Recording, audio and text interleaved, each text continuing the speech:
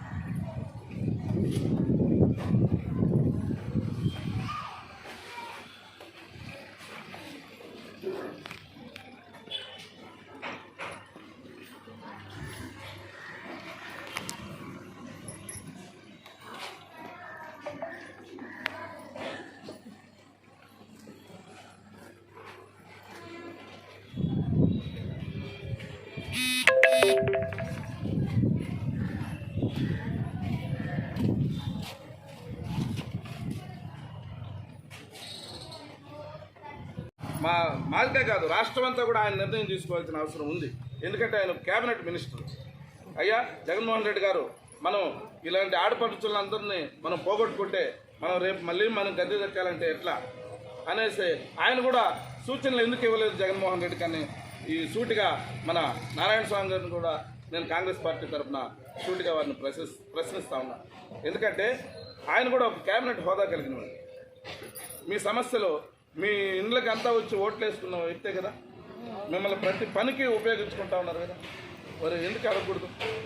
దయచేసి మీరందరూ కూడా అమ్మా ఈ ఎన్నికల్లో ఎవరైతే మనకి న్యాయం చేస్తారో వారికి మీ సొంత నిర్ణయం తీసుకోండి అమ్మా. వేమారద్దండి, ఏదోదో హామీలు ఇచ్చి ఉచిత హామీలన్నీ ఇచ్చి మన బతుకులు బజార్పాలు చేసేస్తాం. మన ఓట్లు అసలు ఎందుకు ఉపయోగపడని విధంగా చేసేస్తారు.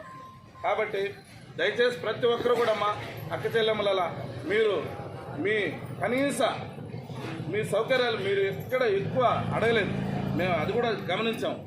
ఈ దీంట్లో ఏం డిమాండ్స్ ఏం లేవు, అన్నీ కూడా ఆమోదయోగ్యమైనటువంటి డిమాండ్సే మీరు కోరినారు.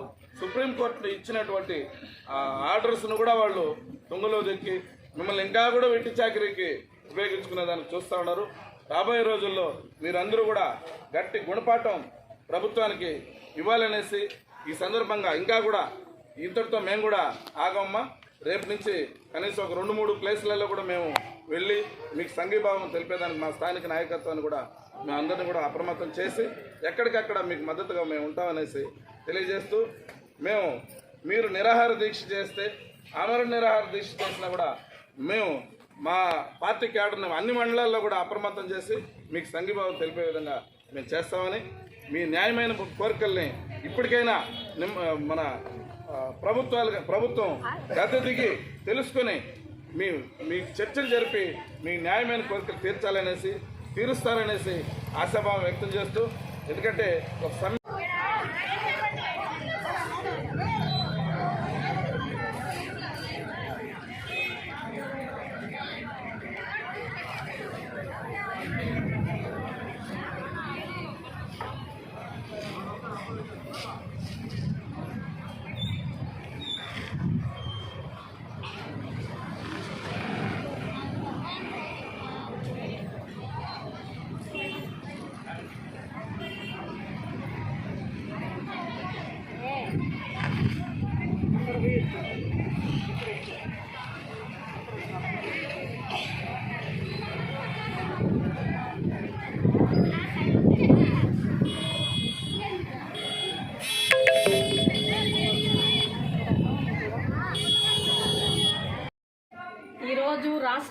నిజంగా 7 రోజులుగా సమ్మె జరుగుతూ ఉంటే సమ్మె చేస్తా ఉండేదానికి ఎందుకు చేస్తా ఉంటారు వీళ్ళు, ఎందుకు రోడ్ల మీదకి వచ్చినారు అనే పరిష్కార మార్గం వెతకకుండా ప్రభుత్వము వేరే డిపార్ట్మెంట్ వాళ్ళని పెట్టి అంగన్వాడీలు పగలగొట్టి అంగన్వాడీలను రన్ చేస్తూ ఇంకా చాలా దారుణమైన పరిస్థితికి తెస్తూ ఉంది.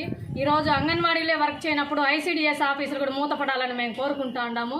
మేమే వర్క్ చేయనప్పుడు ఇంకా అక్కడేం పని ఉంటుంది?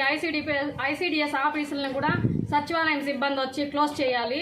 ఎందుకంటే ఈరోజు మా వర్క్ అదర్ డిపార్ట్మెంట్స్ వాళ్ళు వచ్చి ఒక హాఫ్ డే కూర్చొని చేస్తూ ఉండారంటే ఇంకా వాళ్ళకి ఏం వర్క్ ఉందని అక్కడ అర్థము. వాళ్ళ డిపార్ట్మెంట్లో వాళ్ళు వర్క్ చేయలేదు కాబట్టే కదా మా పనులు వచ్చి చేస్తూ ఉన్నారు ఆ రోజు వచ్చి వాళ్ళు. కాబట్టి ఇంకా ఏ ఉద్యోగస్తులు సమ్మె చేసినా వాళ్ళకి వేరే డిపార్ట్మెంట్ వాళ్ళు ఉంటారు, వాళ్ళు వచ్చి ఆ సెంటర్లు తెరుస్తారన్నమాట. వాళ్ళ పని వాళ్ళు చేసుకొని పోతారు. కాబట్టి ఉద్యోగస్తులకి భద్రత ఎక్కడుంది ఈ ప్రభుత్వంలో? మేము ఖచ్చితంగా చెప్తా ఉన్నాము, మీరు ఎన్ని ప్రయత్నాలు చేసినా మా సమ్మె అయితే విరమించేది లేదు. ఇప్పటికైనా మీరు శాంతియుతంగా మేమేం అడుగుతా ఉన్నాము, వాళ్ళ డిమాండ్స్ ఏమి, కనీసం మా జీతం తీసుకొని ఒకరోజు మీ ఎమ్మెల్యేలను వచ్చి కూర్చోమనండి, ఒక నెల చేయమనండి, మా అంగన్వాడీలు పని చేయండి. వాళ్ళ 11,500 జీతం తీసుకొని పిల్లకాయలకి గ్యాస్కి ఇంట్లో అన్నీ చూసుకోమనండి. కూరగాయల బిల్లులు కానీ కనీసం అన్నిటికీ మాకెప్పుడో 6 నెలలకి అట్లా బిల్స్ పడతాయి. కానీ మేము ఆ 11,500లోనే మా పిల్లకాయలకి ఏ లోటు లేకుండా అంగన్వాడీ పిల్లకాయలకి కూడా మెనూ ప్రకారం మేము ఫుడ్ పెట్టుకుంటూ ఇన్ని చేస్తూ ఉంటే ఈరోజు ఇంత దౌర్జన్యం చేస్తూ ఉంది ఈ ప్రభుత్వము. మీరు ఎన్ని చేసినా మా సమ్మె అయితే ఆగదు. దీన్ని మళ్ళీ మేము చెప్తా ఉన్నాం. మీరు ఏ డిపార్ట్మెంట్ తెచ్చి పని చేసినా కూడా మేము ఎప్పటికీ భయపడము. ఇది ఇంకా ముందుకు సాగుతుంది, ఇంకా విజృంభిస్తుంది ఈ సమ్మె. ఇది గవర్నమెంట్కి మేము ఇస్తాం.